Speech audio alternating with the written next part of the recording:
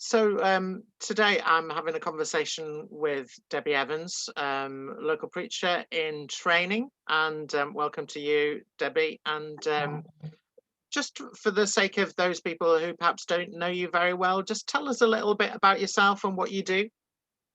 So I'm Debbie. I live just near Worsborough. I'm a local preacher in training at the minute.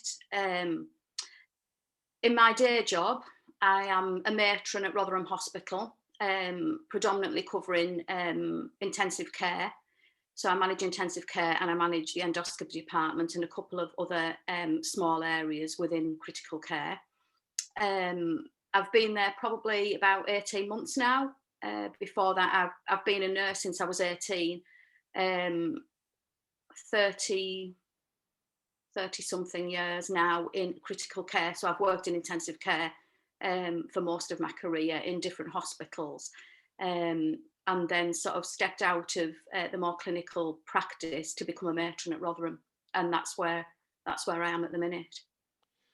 And I'm imagining that that's quite a difficult place to be at the moment in the midst of a pandemic. And you must have moved to Rotherham not that long before this all kicked in. Yeah, So so how does it feel like being on the front line in the middle of a pandemic? So I moved in September 2019 to Rotherham, and was just sort of trying to find my feet and settle into a new hospital because I'd never worked there, and a new role because the role was completely different to what I'd done before. And then round about January time, maybe a little bit before, we started to get sort of information regarding a virus that was in several countries and was particularly unpleasant. And so we obviously started conversations within the hospital regarding, because obviously we were getting a lot more information than the general public probably were at that point. So we had some idea of what was going on elsewhere. And then sort of February time, we started to see what was happening in some of the other countries, especially with regards patients being admitted to hospital. And then in March, we sort of started to see that happening with us, and we were getting a trickle of patients through who were coming in and obviously being tested and found positive when they were in. And then we sort of started to see patients then coming into critical care. And this was sort of the beginning of March, mid-March. And then it sort of started to get much worse very quickly, really, because we saw what was happening, especially in Italy.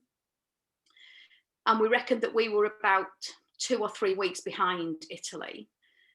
So we were sort of waiting for that happening in April. And the trust cancelled all leave in April. So some of us I'd got a week booked. I'd not really had any time off since July the previous year. But all of our leave was cancelled. Easter was literally cancelled for us. So there were, the bank holidays. So we worked it. And that's when we saw quite a sharp increase in the amount of patients coming in and the impact it was having within the hospital. But within critical care was pretty bad, really.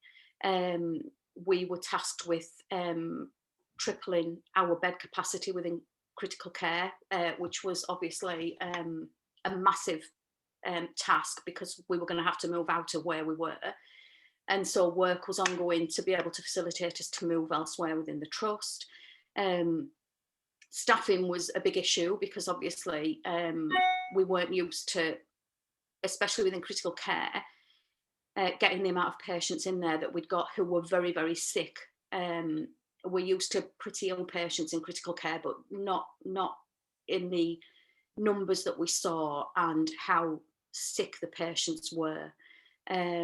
So yeah, it was challenging times to begin with, and we've not really seen a reduction in that. We sort of probably saw a little bit of a break as such. September, October didn't seem so bad, but then November hit and it was just really awful again. And then the trust was very busy. At the beginning of the pandemic, the trust itself wasn't busy because I think patients were frightened. People weren't coming to A&E. We didn't get the amount of attendances at A&E that we usually get. I think people obviously were staying at home. There was nowhere to go. There was a lockdown, and I think people sort of took notice of it. And it was interesting driving to work because there were no cars on the road. We were going to work. I was going to work as normal. My husband was working from home, but I was going to work as normal. It was a normal working day as such for the likes of us who were going. But it was very quiet. The hospital was very quiet generally. There were no visitors. Clinics really were remote. A lot of surgery had stopped apart from urgent and emergency cancers and things like that because we didn't have the capacity. But the hospital generally wasn't as busy as we saw in November. And that's because I think we'd started, obviously, surgery back up again. Any attendances picked up and we were back to where we used to be. Patients were still coming in, and a lot more patients were coming in with COVID. We didn't have massive amounts March, April, May, but November, December, we've seen a massive increase in the amount of patients with COVID coming in.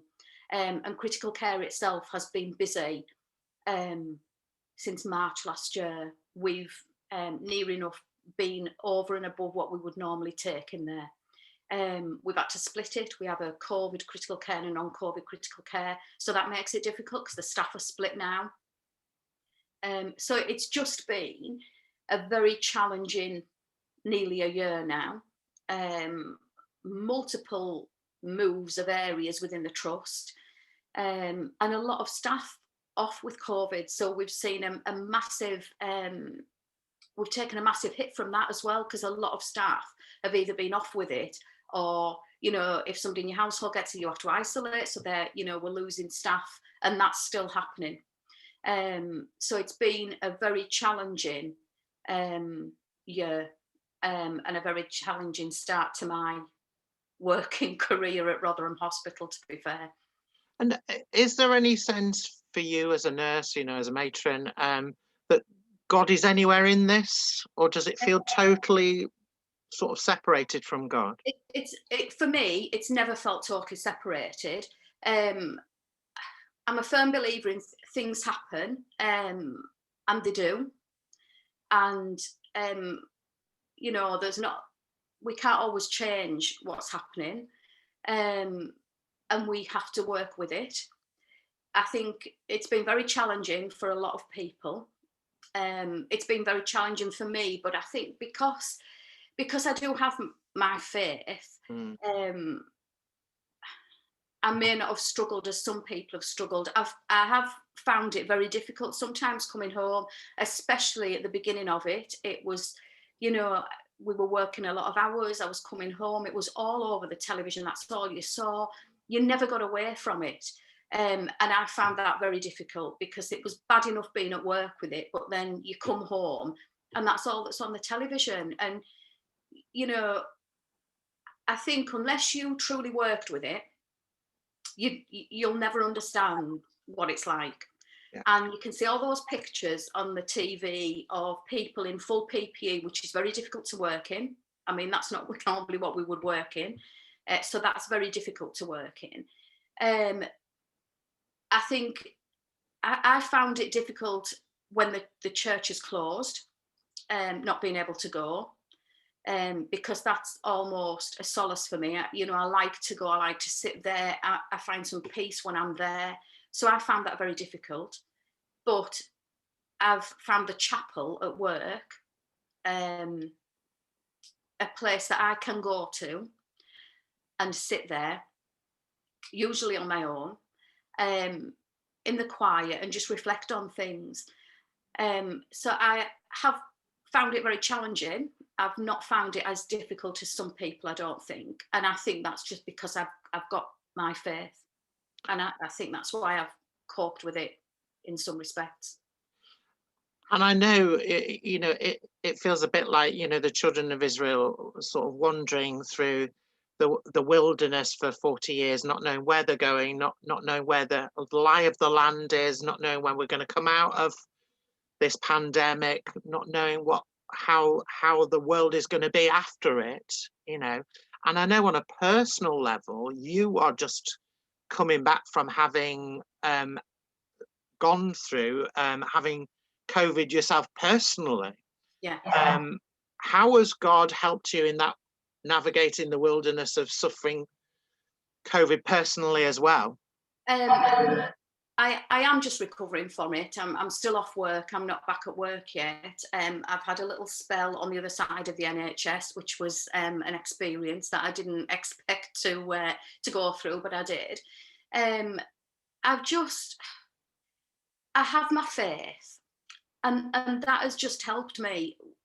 What will be, will be. And I think I've been very fortunate to have gone from March, worked with it every day, and not caught it. And none of us are immune to it. It can happen to any of us. I'm normally quite a fit, well person, and this has absolutely floored me, well and truly. But I think because I have my faith, it just helps me. And I don't know how to explain it, but it just does. I had no fear of going into hospital. Other people were frightened when I was taken in. I wasn't frightened at all. I just think that my faith just helps me massively. It does. Not everybody has that. Other people will get through in other ways. But this is how I get through. Just when I'm at work, being able to go and sit in the chapel, the services that we have, albeit online, but then that just goes to show that you can worship wherever. You know, you don't need to be in a church or a chapel or somewhere to worship. You can do it anywhere. And that has helped me. It just has. My faith has helped me. So the undergirding of your faith is your strength. God is your strength. Absolutely. That's what I'm saying, what I'm hearing. Absolutely. And that peace that you have been given, which I would suggest is the peace of the Holy Spirit.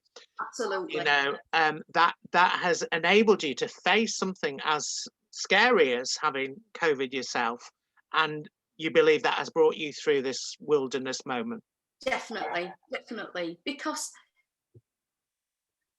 I can't describe it. There is just something inside that gives me that inner strength and that inner peace to face whatever's happening. Because, you know, what I've gone through in nearly a year now at work is nothing compared to what the families who have lost loved ones have gone through. It absolutely hasn't. My faith just helps me. I have that inner peace. It just is a strength for me. It really is. Okay, and you know, just as we draw this conversation to a close, what then is your prayer at the moment? Throughout all of this, I've thought of the families of patients who are either in or have lost loved ones. As a nurse, what you do is you look after patients, but you look after the families as well. You know, I've always said that to families when I was looking after their relative. We're not just here for the patient, we're here for you. And that has been very difficult over the past year because we can't have visitors. Patients can't have visitors. You know, certain patients can have visitors, but the majority of patients have no visitors. Within critical care, the only time that we call them in is when we're withdrawing treatment or when they're going to die. And to have to come in at that moment must be absolutely terrible. You know, I've sat with relatives who've had to say goodbye to their loved ones on an iPad because they can't go in for whatever reason and see them. And that is very difficult. And my prayer is for these people who maybe don't have the faith that some of us have and are finding it very difficult to cope with not being able to have that time with their loved one, not being able to understand what's happening, what's going on. And you know, some of them are on their own. You know, they don't have families, they don't have extended families. And my prayer is for them because as a group of staff, we look after each other. and we do, you know, we're there and we work alongside people very closely, and we've all found strength in that, and that's helped us a lot. Patients are looked after by the staff, by the nurses, the doctors, and everybody else, so they're being looked after as well. But it's the relatives that I truly feel for, who must have some of them must have found it so terrible what they're going through, and not being able to have the support as well of family and friends around them, because you can't meet people, you can't see people. My prayer is for them, and that's when I go into the chapel, I offer a prayer for the relatives of these patients, because, you know, it must be so difficult for them. I can't imagine what they're going through. Can I, on behalf of the, people who are watching this, just say a big thank you to you for being honest with us today, and just for sharing something of a glimpse of what is life going through this very difficult, dark and difficult patch in terms of the NHS, and for you, yourself. We've been touched by your honesty, and can we just assure you of our prayers, as well as our prayers for the family at this time. Thank you, Debbie, for sharing with us this morning.